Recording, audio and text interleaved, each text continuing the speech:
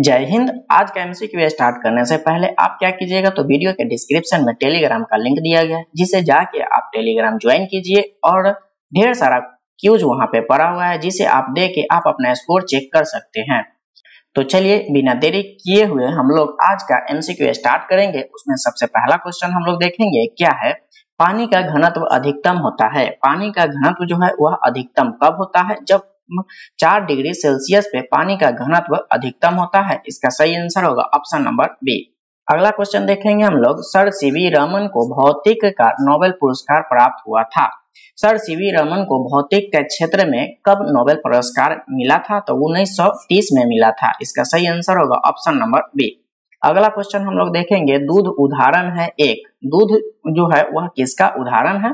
तो दूध जो है वह इमल्सन का उदाहरण है। इसका सही आंसर होगा ऑप्शन नंबर सी। 1 पिकोग्राम बराबर होता है कितने के? तो 1 पिकोग्राम बराबर कितना होता है? तो वह जो है वह 10 के पावर -12 ग्राम के बराबर होता है। इसका सही आंसर होगा ऑप्शन नंबर सी। अगला क्वेश्चन देखेंगे हम लोग, स्टील की कठोरता प्रदान करने के लिए बढ़ाई जाती है, मतलब किस चीज की मात्रा बढ़ाई जाती है? तो यही पूछा जा रहा है, जो स्टील की कठोरता प्रदान करने के लिए किस चीज की मात्रा को बढ़ाया जाता है? तो वह जो है वह क्रोमियम की मात्रा को बढ़ाया जाता है। इसका सही आंसर होगा ऑप्शन नंबर डी। अगला क्वेश्चन हम लोग देखेंगे, घरेलू एलपीजी सिलेंडर में दाब मापक नहीं प्रदान किए जाते हैं क्योंकि? दाब मापक प्रदान नहीं किया जाता है, वह क्यों नहीं किया जाता है? तो यह जो है ये एलपीजी द्वारा चोक हो जाता है। क्या हो जाता है? एलपीजी द्वारा चोक हो जाता है। इसका सही आंसर होगा ऑप्शन नंबर डी। बढ़ते हैं आगे, अगला क्वेश्चन देखेंगे हम लोग, क्रोमेटोग्राफी की तकनीकी का प्रयोग होता है। क्रोमेटोग्राफी की तकनीकी का प्रयोग जो है वह कहाँ किया जाता है? तो रंगीन पदार्थों के प्रभाव आश्वन में किया जाता है। इसका सही आंसर होगा ऑप्शन नंबर सी। अगला क्वेश्चन देखेंगे हम लोग, निम्नलिखित में कौन सा अम्ल सिरके में उपस्थित है? निम्नलिखित में से कौन सा अम्ल जो है वह सिरके में उपस्थित होता है? तो वह जो है एसेटिक अम्ल होता है। इसका सही आंसर होगा ऑप्शन नंबर डी। अगला क्वेश्चन देखेंगे हम लोग, प्लास्टर ऑफ पेरिस का सूत्र है। प्लास्टर ऑफ पेरिस का सूत्र जो है वह क्या होता है? तो CaSO4 H2O। इसका सही आंसर होगा ऑप्शन नंबर बी। अगला क्वेश्चन देखेंगे हम लोग, निम्नलिखित में से किसमें कार्बन नहीं है? निम्नलिखित में से किसमें कार्बन नहीं है? तो वह जो है हीरा में भी कार्बन है, ग्रेफाइट में भी कार्बन है, कोयला में भी कार्बन है। तो इसका आंसर क्या होगा? इनमें से कोई नहीं, ऑप्शन नंबर डी। बढ़ते हैं आगे अगले क्वेश्चन के तरफ, सूर्य पर ऊर्जा का निर्माण होता है। सूर्य पर ऊर्जा का निर्माण जो है वह किस कारण होता है? तो उसमें क्या होता है? नाभिकीय संलयन द्वारा ऊर्जा का निर्माण होता है। इसका सही आंसर होगा ऑप्शन नंबर बी। बढ़ते हैं आगे अगला क्वेश्चन देखेंगे हम लोग, क्या कह रहा है, निम्नलिखित में से किस खनिज द्वारा लोहा प्राप्त किया जाता है?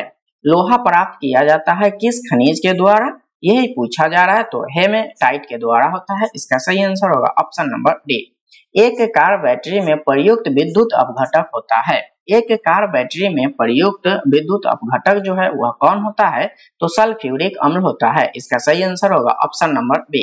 बढ़ते हैं आगे, यदि किसी ऐनक के लेंस की शक्ति +2 डायोप्टर हो तो उसकी फोकस दूरी होगी। उसकी फोकस दूरी क्या होगी अगर लेंस की शक्ति +2 डायोप्टर हो? तो यह जो है 50 सेंटीमीटर होगा। इसका सही आंसर होगा ऑप्शन नंबर सी।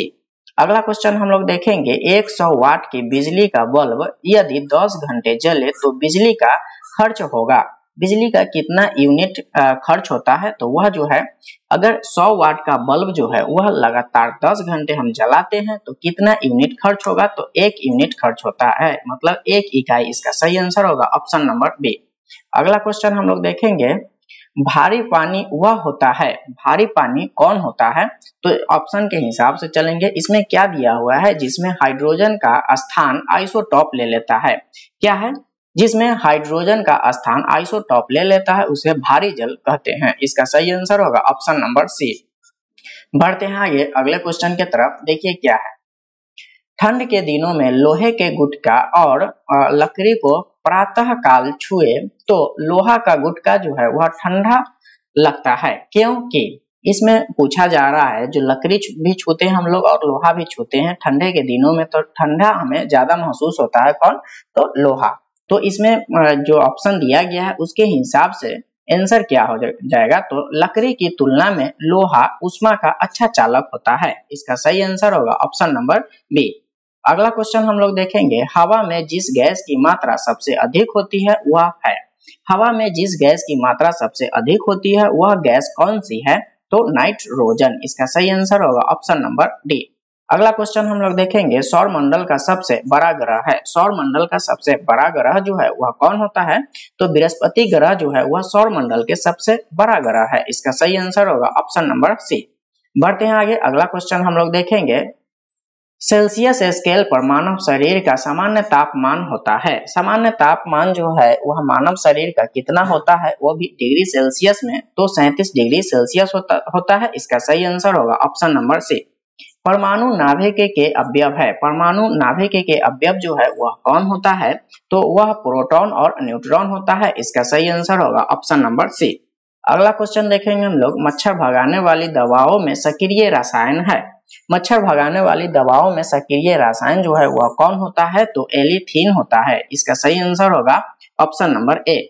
बढ़ते हैं आगे, अगला क्वेश्चन देखेंगे हम लोग, किस परमाणु नाभिक का आइसोटॉप वह नाभिक है जिसमें, क्या पूछ रहा है, किसी परमाणु नाभिक का आइसोटॉप वह नाभिक है जिसमें क्या होता है, तो प्रोटॉन की संख्या वही होती है परंतु न्यूट्रॉन की संख्या भिन्न भिन्न होती है। क्या होता है, प्रोटॉन की संख्या वही होती है परंतु न्यूट्रॉन की संख्या भिन्न भिन्न होती है। इसका सही आंसर होगा ऑप्शन नंबर बी।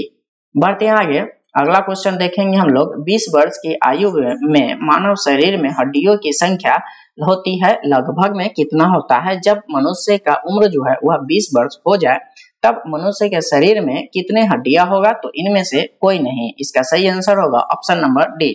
उसके बाद है, स्त्रियों की तुलना में पुरुष वर्णधाता से अधिक पीड़ित हो सकते हैं क्योंकि, इसमें पूछा जा रहा है जो स्त्रियों की तुलना में पुरुष यानी कलर ब्लाइंडनेस से अधिक पीड़ित हो सकता है, इसका क्या कारण है, तो यह जो है वह इनमें केवल एक एक्स क्रोमोसोम होता है, इसीलिए। इसका सही आंसर होगा ऑप्शन नंबर सी। अगला क्वेश्चन हम लोग देखेंगे, क्या है, बिजली की खपत किसके मापन पर आधारित होता है। बिजली की खपत जो है वह किसके मापन पे आधारित होता है, तो इसमें जो है वह वाट पे आधारित होता है। इसका आंसर जो होगा वह केवल एक होगा। इसका सही आंसर होगा ऑप्शन नंबर ए। आज के लिए बस इतना ही, मिलते हैं अगले क्लास में। अगर आपको वीडियो अच्छा लगा है तो लाइक कीजिए, सब्सक्राइब कीजिए और शेयर जरूर कीजिए। So thanks for watching this video.